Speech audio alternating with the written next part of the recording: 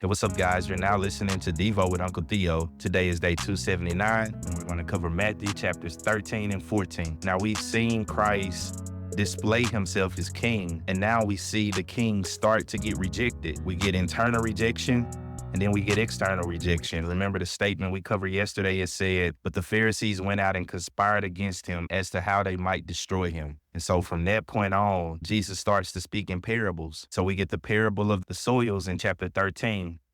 And Jesus answered them, to you it has been granted to know the mysteries of the kingdom of heaven, but to them it has not been granted. And look at what he quotes, Isaiah chapter 6. Listen to this. You will keep on hearing, but will not understand. You will keep on seeing, but will not perceive. For the heart of this people has become dull. With their ears they scarcely hear, and they have closed their eyes. Otherwise they would see with their eyes and hear with their ears, and understand with their hearts and return, and I would heal them. And so as a judgment upon the people, Jesus now turns to speak in the parables. And I want to help you with this because this used to trip me up all the time. I used to think that parables were illustrations or analogies for Jesus to make his point clear. Just like a preacher would read the text, explain the text, and illustrate the text and apply the text. I thought parables helped the teacher to illustrate the text. That isn't what parables are. Parables aren't analogies to make something more clear like examples and illustrations. They actually do the exact opposite. They confuse and they don't reveal as much light.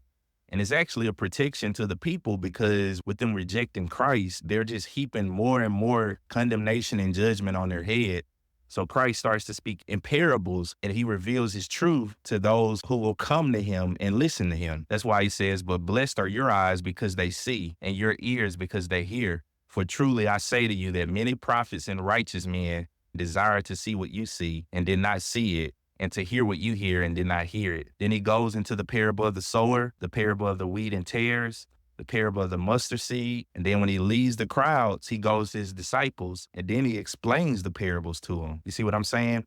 If a parable was to give you more light and help you understand, it wouldn't need explanation. It would actually make what was said more clear. But this is why he quotes Isaiah 6, because he says he'll speak in parables because here's the point. We have hard hearts and clogged ears. So from now on, you'll keep on hearing and will not understand and seeing and not perceive. The heart of this people has become dull. After he explains the parables, he gives a few more.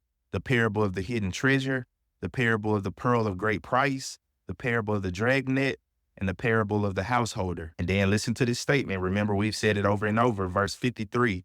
When Jesus had finished these parables, he departed from there. So this is our third block, our third transition, our third bridge, moving from teaching now to narrative. And it says that he came to his hometown and began teaching in their synagogue so that they were astonished and said, where does this man get this wisdom and these miraculous powers? Is he not the carpenter's son? Is not his mother called Mary and his brothers James and John and Simon and Judas? By the way, this is not Judas Iscariot. This is Jude, the author of the book of Jude. His full name was Judas. So obviously you know why he wouldn't use the full length version of Judas, because of the betrayal of Judas Iscariot. And they took offense at him. But Jesus said to them, a prophet is not without honor except in his hometown and in his own household.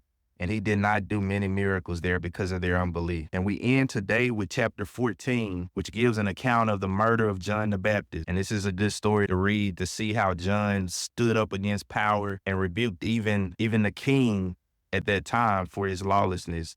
Verse 4, for John had been saying to him, it is not lawful for you to have her. So the daughter of Herodias and her mother came up with a plot to have John beheaded. And this is reported back to Jesus. And we wrap up our chapter with a few more miracles. Jesus feeds 5,000, Jesus walks on water, and he heals many. And I want to tell you the significance of these miracles when you go back and read them. Now, look at what Jesus has been saying. Matthew has been proving that Jesus is king. He's linked him to David in the wilderness test. He's fulfilled prophecies through his birth. He's gone up to a mountain to teach like Moses. He said that something better than Jonah is here. Something better than the temple is here. Something better than Solomon is here. So continue to make those links as you read through the New Testament, especially these Gospels. Why does he feed 5,000?